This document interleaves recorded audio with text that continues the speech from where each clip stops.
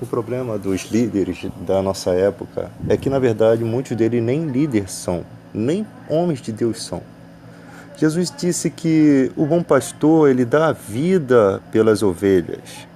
Preste atenção nisso, ele tá querendo passar para os líderes que um bom pastor, ele se preocupa com o estado das ovelhas, ele vive para as ovelhas, ele dá a sua vida pelas ovelhas, ele luta pelas ovelhas, ou seja, ele dá a vida toda. E o que é dar a vida toda? É doar-se, é doar tempo. Esse telefone aqui está me perturbando. É doar tempo, é se esforçar, é se preocupar com a condição da tua igreja, dos membros, o que eles estão passando, que tipo de ideia do cristianismo eles têm na cabeça, que tipo de coisas que eles andam absorvendo do mundo, o que é o caminho, redarguir, corrigir, repreender, fazem parte da vida de um líder, fazem parte da vida de um servo de Deus. Quando você vê líderes, grandes líderes, inserido num cenário político, inserido num contexto social da nossa época, sem brigar pelos direitos, sem mostrar a verdade, sem dizer, gente, esse negócio de política dentro da igreja é errado. Gente, aquilo que o pastor lá está pregando naquela igreja está ferindo o nosso evangelho. Se ele diz que é cristão e há só um espírito, uma só fé, ele está corrompendo a fé. Quando você não vê isso, quando você não vê um evangelho sendo combatido, você não se identifica, você não identifica esses líderes com os líderes da Bíblia. Porque os líderes que a gente vê na Bíblia tinham uma fidelidade com o rebanho. Você vê João mandava os missionários, chegava lá um tal de Diótrefes, não aceitava. O cara era um líder da igreja, nomeado por João, mas que se corrompeu e passou a tomar a primazia da igreja. E João teve que combatê-lo. As cartas chegavam e eles rasgavam. Só que agora não é como naquela época que era demorado. Hoje em dia você tem as redes sociais para reclamar isso. Com certeza, se eles estivessem vivendo nessa época, eles seriam muito mais, falariam muito mais do que apenas por cartas, né? Então você vê ultimamente você encontra mais coragem em pessoas que não são cristãs do que nas cristãs. Por exemplo, você vê aí alguns repórteres que eles vão contra a política que existente, mesmo sabendo que o seu patrão, o dono da sua emissora, é totalmente o avesso, é totalmente o contrário à opinião dela, né? Mas aquela pessoa, ela não tem medo de perder o emprego, porque ela vê que é muito importante ser patriota nessa hora, porque o país, ela está vendo o país de uma forma que muita gente não enxerga. Ela está vendo a decadência e o que isso pode proporcionar no futuro, né? Porque quando se esgota toda a área de diálogo, quando a gente deixa os corruptos tomarem o poder, logo vem a opressão e vem a mordaça e vem as violências gratuitas e vem o socorro que você não vai encontrar em lugar nenhum. Sabe por quê? Porque os órgãos de proteção estão todos dominados por um grupo, né? Então, as injustiças que eles fazem, tudo que eles querem fazer, eles são protegidos por esse grupo. E aí fazem justiça com você, com a sua família, e aí para onde você vai recorrer? É isso que acontece. O ser humano fica amordaçado quando há o domínio do mal. Quando como diz Edmund Burke, para triunfo do mal basta que os bons façam nada. Se você cruzar os braços e ver as coisas acontecendo, isso daí já é o necessário para que o mal triunfe. E no Brasil está acontecendo o triunfo do mal, porque os bons, quem são os bons? Os bons somos nós, trabalhadores, são as pessoas que têm consciência do que é certo e que é errado, que não admitem a política suja do jeito que está, que não admitem as igrejas sujas do jeito que está. Esses são os bons. Se eu cruzar os meus braços, o mal triunfa. Então eu tenho que fazer esse trabalho de formiguinha. Eu faço minha parte, tem outros que fazem. Antigamente, se uma pessoa se levantava, a gente matavam logo e acabava. Agora, se todo mundo se levantar junto, filho, não tem como, não tem para eles. A gente consegue dominar isso. Então somos nós que vemos a realidade do dia a dia, como é que é. Eu sempre falo aqui que eu falo isso para todo mundo, não há uma preocupação nenhuma na política em fazer nada. As pessoas ficam assim, não, que bandido tem que trabalhar, que tem que comer do suor. Isso não vai acontecer, isso dificilmente vai acontecer, cara. Entende? Sabe por quê? Porque é tudo uma demagogia. Eles falam o que você quer ouvir. Na verdade, uma coisa é necessária para mudar esse país. E essa coisa é o quê? Acabar com a corrupção. Se você não tem corrupção, você tem que fazer alguma coisa com o dinheiro. O dinheiro não vai ficar lá guardado. Então esse dinheiro vai ser investido na área certa.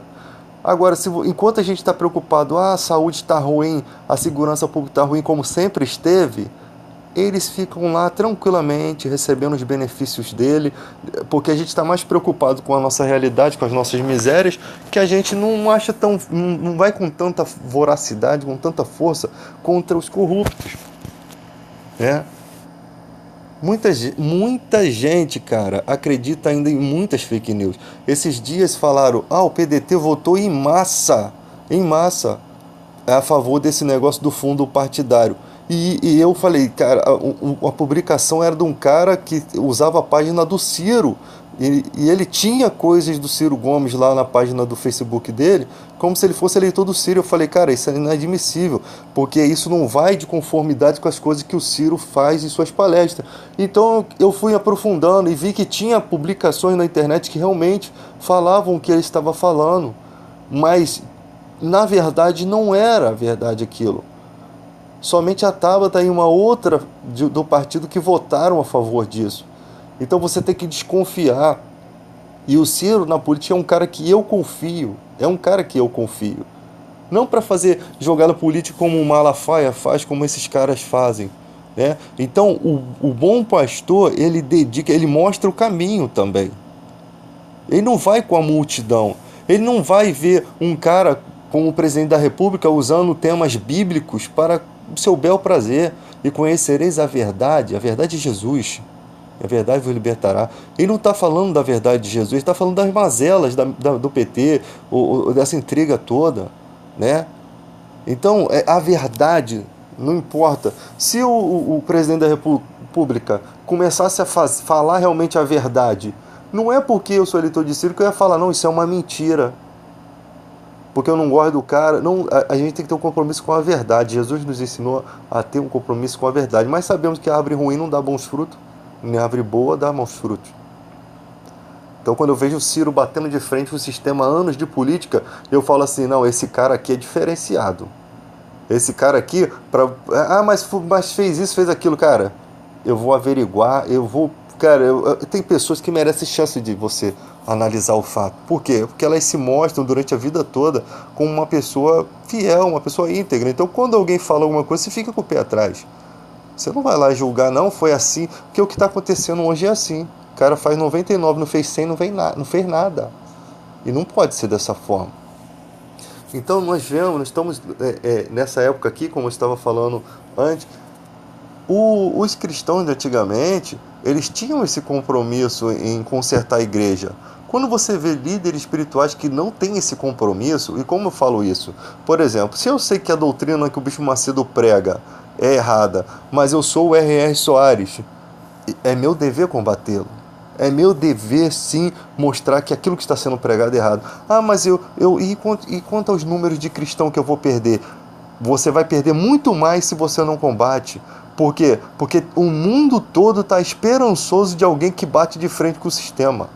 O mundo todo está esperançoso com alguém que realmente arruma problema com a questão do evangelho. Ou seja, pessoas que não abrem mão da verdade e não aceitam a verdade sendo distorcida.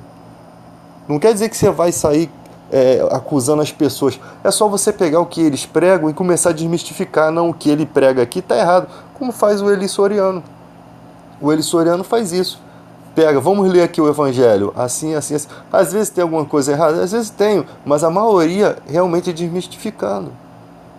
Você tem dízimos obrigatórios na igreja. O dízimo não é uma obrigação.